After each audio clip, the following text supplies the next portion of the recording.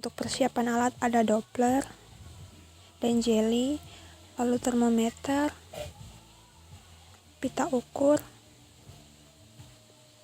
stetoskop,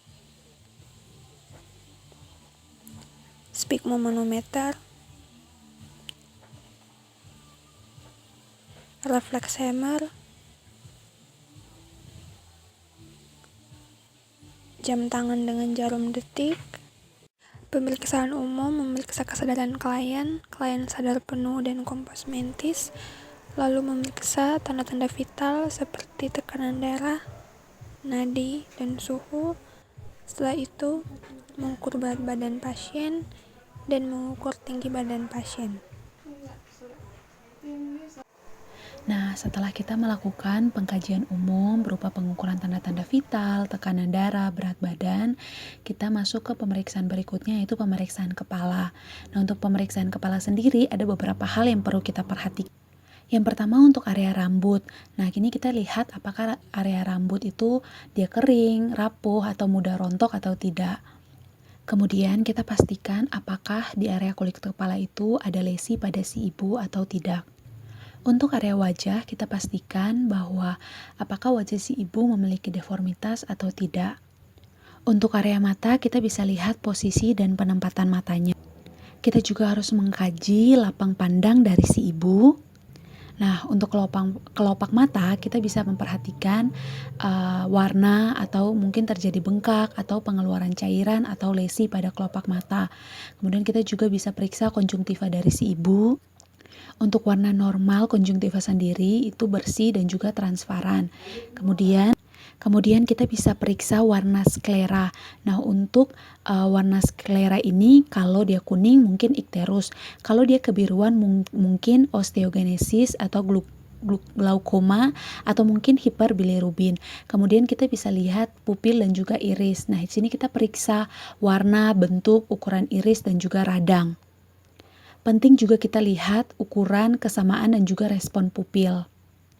Nah, untuk bagian mata ini kita bisa melakukan pengkajian menggunakan penlight ya. Untuk area hidung kita amati ukuran dan bentuk hidung, apakah dia simetris dan letaknya pada pusat muka. Nah, untuk area dalam hidung sendiri untuk melihat apakah ada polip pada si ibu atau tidak, kita bisa menggunakan penlight ya. Untuk area mulut, kita periksa bibir terhadap warna, kesimetrisan, kelembapan, pembengkakan, lesi, dan juga visura. Nah, untuk kebiruan pada bibir mungkin terjadinya adanya sianosis. Untuk pucat mungkin terjadi anemia. Kemudian bagian dalam mulut kita bisa periksa batas tepi bukal, gusi, lidah, palatum terhadap kelembapan, keutuhan, dan juga perdarahan. Nah, kita juga bisa periksa gigi terhadap jumlah, jenis, keadaan, dan oklusi yang ada. Kita juga bisa lihat tonsil atau amati kualitas suara dari si ibu. Untuk bagian leher, kita bisa lihat apakah ada pembengkakan yang terjadi pada bagian leher. Nah, selanjutnya kita bisa lihat pemeriksaan toraks dan paru. Ini ada 4 hal penting yang kita lakukan di pemeriksaan ini. Yang pertama kita bisa lihat inspeksi.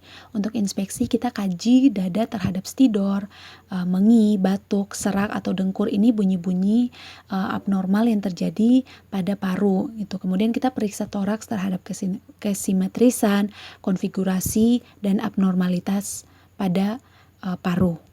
Di dalam inspeksi ini kita juga bisa amati retraksi dada, kemudian amati apakah adanya pembengkakan.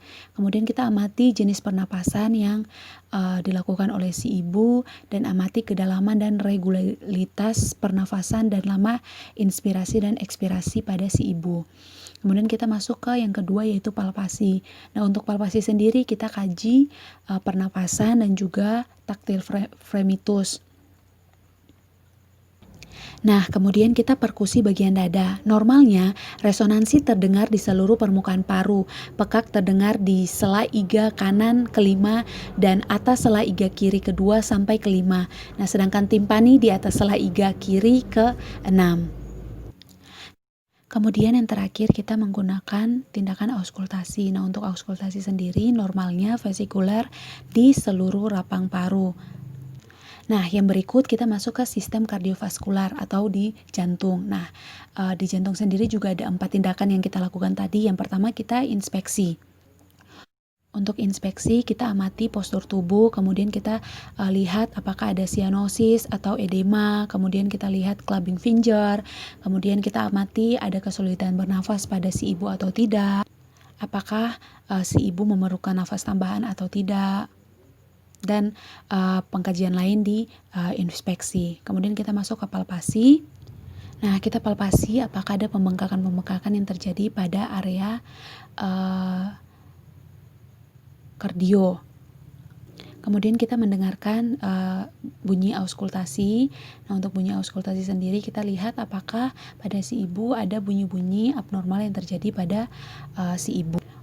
Untuk area payudara kita bisa melakukan pemeriksaan dini yaitu teknik sadari, ataupun kita bisa langsung melihat apakah ada benjolan-benjolan yang terjadi pada area payudara.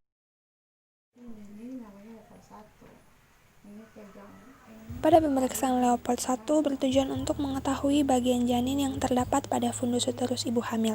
Pada pasien ini teraba lembut dan agak melenting di mana bagian ini adalah bokong janin. Selanjutnya menentukan tinggi fundus uterus dan melakukan pengukuran dan didapatkan hasil TFU 23 cm. Selanjutnya untuk pemeriksaan Leopold 2 bertujuan untuk mengetahui bagian janin yang terdapat pada bagian kanan dan kiri uterus ibu hamil. Pada pasien ini, di bagian kanan uterus teraba memanjang dan keras di mana bagian ini adalah punggung janin, dan di bagian kiri teraba bagian-bagian kecil di mana bagian ini adalah ekstremitas janin. Selanjutnya adalah pemeriksaan Leopold 3 yang bertujuan untuk mengetahui bagian janin yang terdapat pada bagian presentasi atau bawah uterus ibu hamil.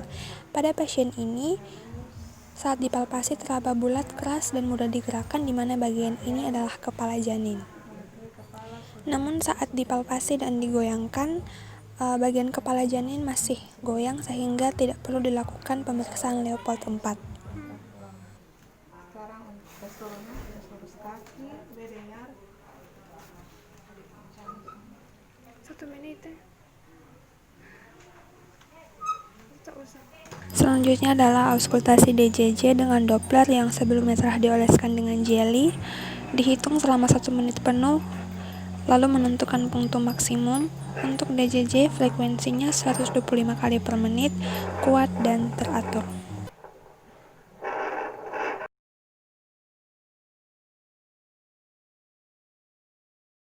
Nah, setelah kita melakukan auskultasi denyut jantung janin atau DJJ, kita bisa melakukan pemeriksaan berikut, yaitu pemeriksaan perineum.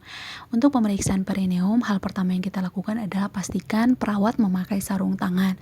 Setelah kita memakai sarung tangan, kita bisa mengatur posisi ibu ke posisi di mana dapat dijangkau oleh si perawat dalam melakukan tindakan pemeriksaan.